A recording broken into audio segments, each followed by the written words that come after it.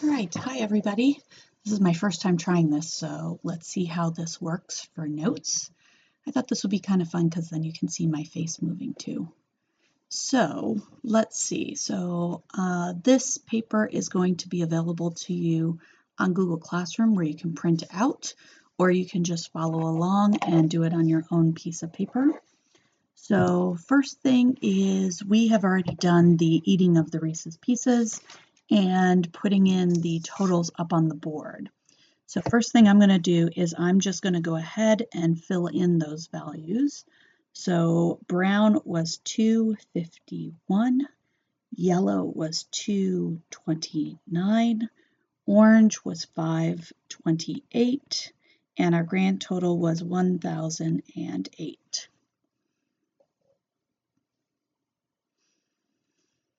All right, so the question was asking, the company that makes Reese's Pieces claims that this is the following distribution. Is this true or not? So they're going to ask us to eventually do a test, a significance test.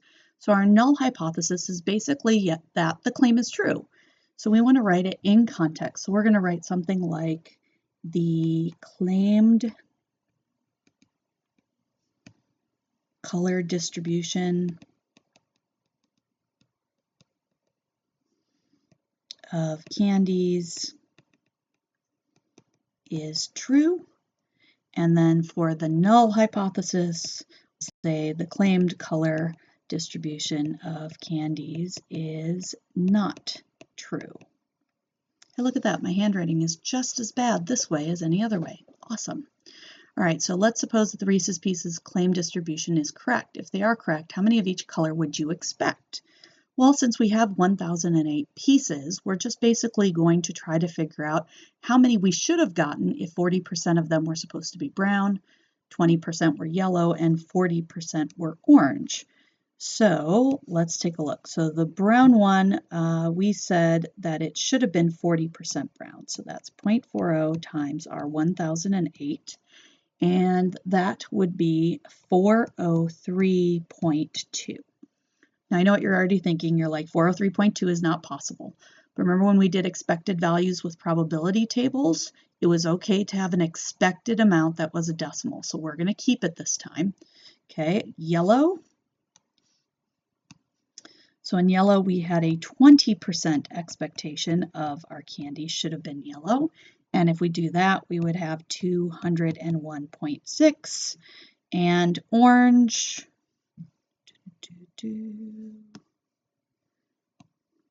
in orange would be another 0.4 of the 1008, and we're back to 403.2. All right, so now the next step is we're going to start working on this table and figuring out how close were those. Was the 251 to the 403, and how close was the 229 to the 201, and so on. So that's a table at the bottom. Okay, now don't worry, your calculator does most of this, but you do have to understand how it works together. So our observed amount for brown was 251.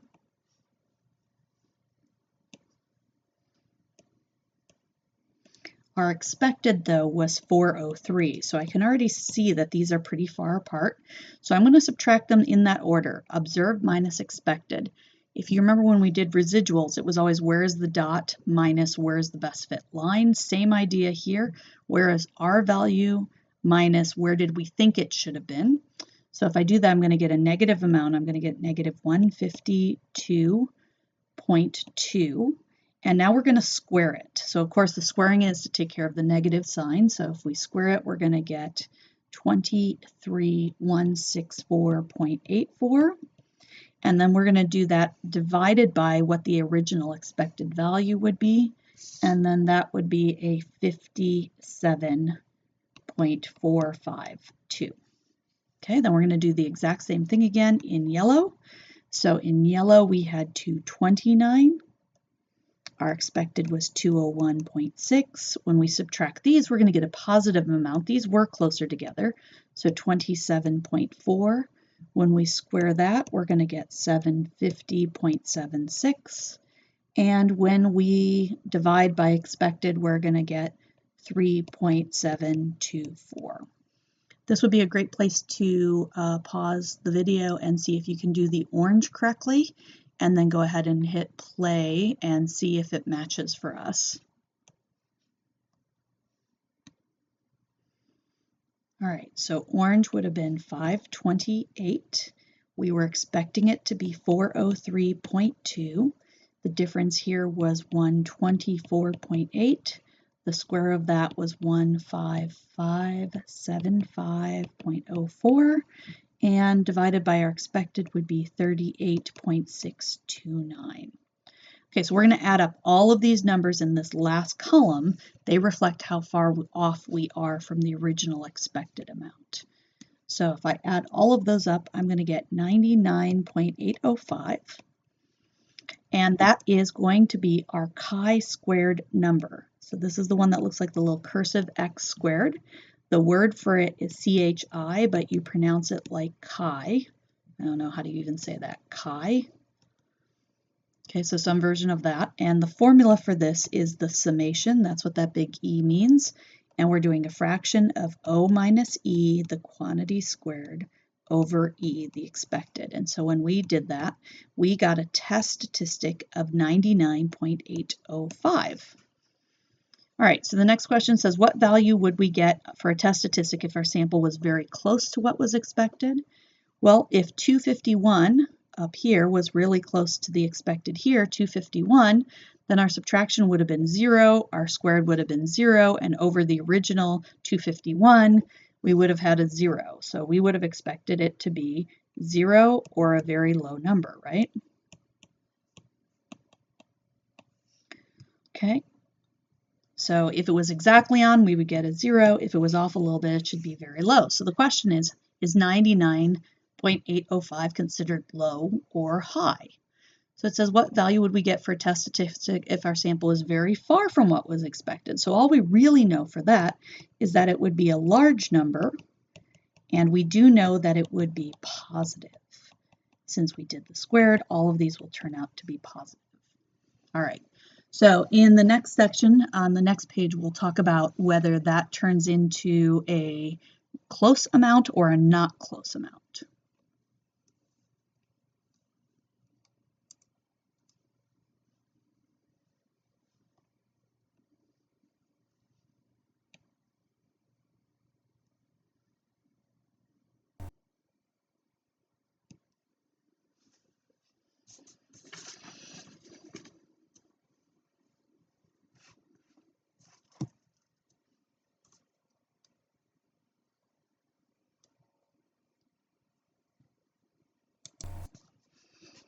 All right, so we've moved over to the back side of our piece of paper here. This is page 2, and of course, here's our lovely box of knowledge. So the first thing is, what are the hypotheses? So remember that our null hypothesis is always going to be that the claimed distribution is true, and you're going to want to make sure that this is in some kind of context. The number of candies is about the same. The alternative hypothesis is going to be that the claimed distribution is not true. Be careful that you don't say they're all not true. One of them could be exactly close and the other ones might not be close, and that would change our null or our alternative hypothesis. So we just say that the claimed distributions are not true. And then we had expected values also here that we worked on, of how do we find the expected value amount. And the expected value amount here is that we're always going to take the sample size n, and we're going to multiply it for the probability for that one item. So let's write that down somewhere. So we have sample size. So that's the 1008 in our prior example, and the probability for that color.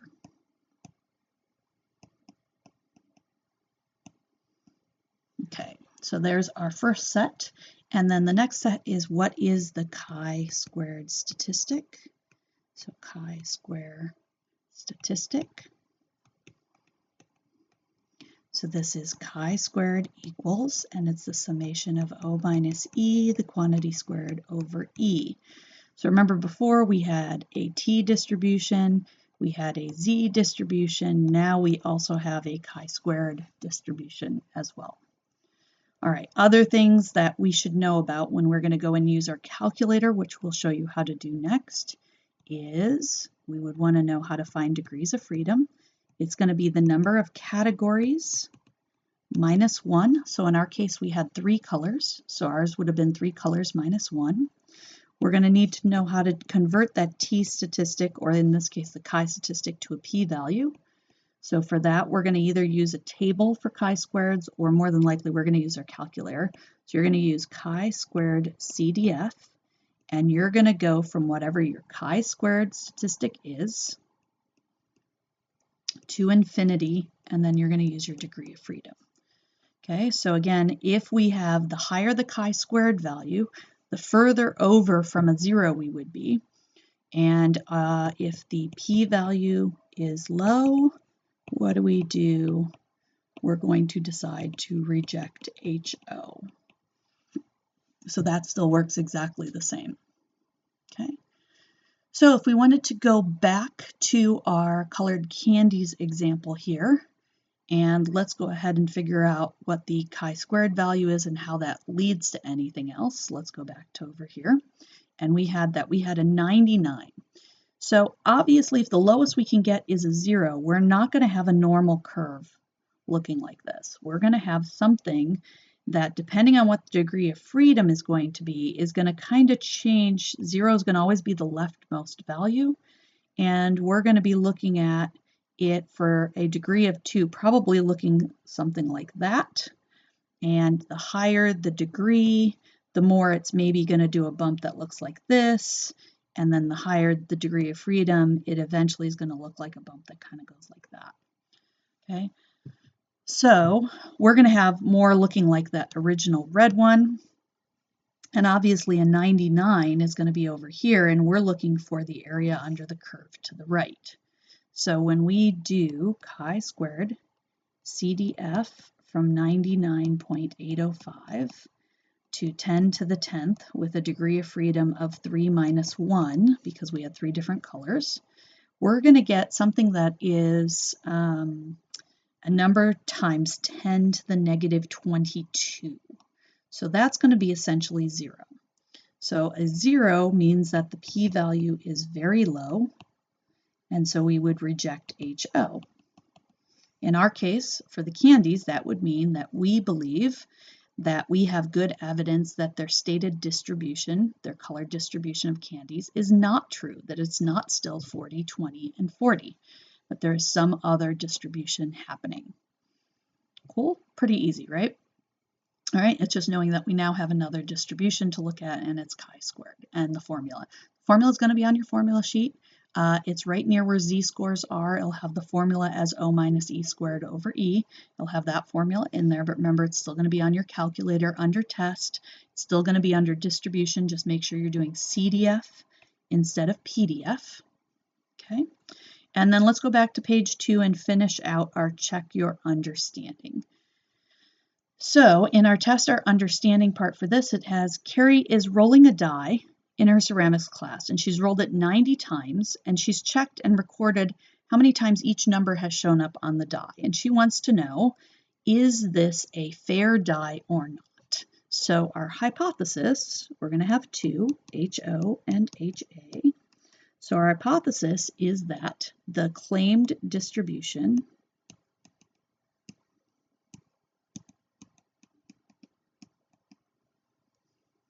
of, let's see, we have 6 sides, so 1/6 of a probability for each roll is true. So I'm trying to explain what a fair dice would look like, right? That it's 1/6 of each number would show up. And then the alternative is that the claimed distribution of 1/6 probability for each roll is not true. Okay, so expected counts. So expected counts is I'm going to go and take that grand total that they had, the 90 that they had, and our expected count here is just going to be, each one is going to be the exact same calculation. It's going to be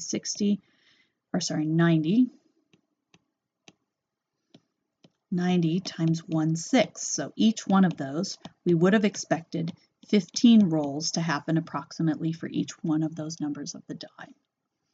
All right, so calculate the value of the chi-squared test statistic. Okay, so we're still going to have 6 different calculations in here. So we're going to go observed. So we're going to have 12 minus expected squared over expected plus, then we're going to go on to the next one, 28 minus 15 squared over 15. Then we go on to the next one, 12 minus 15 squared over 15, 13 minus 15 squared over 15, 10 minus 15 squared over 15, and 15 minus 15 squared over 15. And we're going to add those and calculate those all up. So one by one, I'm going to put these into my calculator and calculate them. If you want to pause here and go ahead and calculate them and see if you got the same answer I did, this would be a good time to hit pause on the video. So I got 14.4 is equal to my chi-squared statistic. So 14.4, definitely not as bad as 99. So what degree of freedom should I use? Well, degree of freedom is the number of categories minus 1. So we had 6 sides, so 6 minus 1. We have a degree of freedom of 5. Okay, we are not going to use table C. We're going to go ahead and use our calculator. So under second vars, you're going to go and find chi-squared CDF. So we're going to do chi-squared CDF. You're going to start at 14.4, you're going to go up to infinity, and you're going to say your degree of freedom is 5. And this is equivalent to saying that the probability that your chi-squared is greater than 14.4, because remember, it can't be any lower than 0. So we're always going towards a tail. There's only a right-hand tail to chi-squareds. So if we're doing this one, we're going to get let's see, looks like 0.013, so a little bit more than 1%. Okay, so with a chi-squared that's about a 5, let's say it looks something like this. It's not symmetric, and let's say we have a 14. So 14.4 is still putting enough over here that this amount here is 0.13, or about 1%.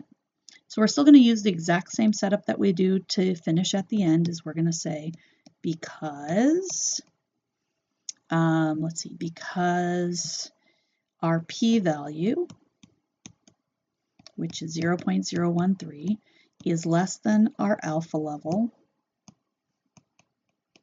which we're going to assume is 0.05, then we can reject HO. So we have convincing evidence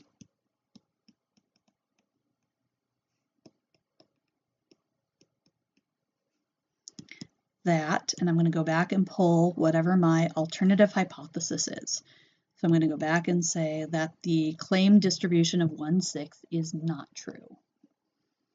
That the claimed distribution of 1/6 probability for each side of the die is not true. And what does that mean in context if it's not true? So we have evidence that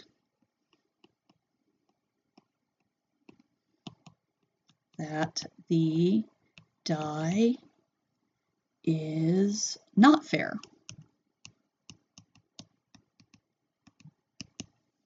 Right? And it's because of that p-value. So again, the larger that the chi-squared value is, the lower your p-value is going to be, because you're going to be moving out further to the right. Now again, there's more behind this. We have some other things to do as part of the test. Some of the conditions change slightly, not a lot of them, but we still have to talk about those yet. But this is the main mechanics of writing out and understanding a chi-squared. This one is called, by the way, goodness of fit. We're going to do several chi-squared problems in this section, in this chapter. So this one is called goodness of fit. And you always want to think back to it about our Reese's Pieces color distribution. That's going to be the best way to remember it, is to look at, does it actually match? So if you go back to Google Classroom, the assignment's going to be up on Google Classroom. Let me know if this works for you, if you like this type of video walkthrough, and we'll see you again next time. Thanks.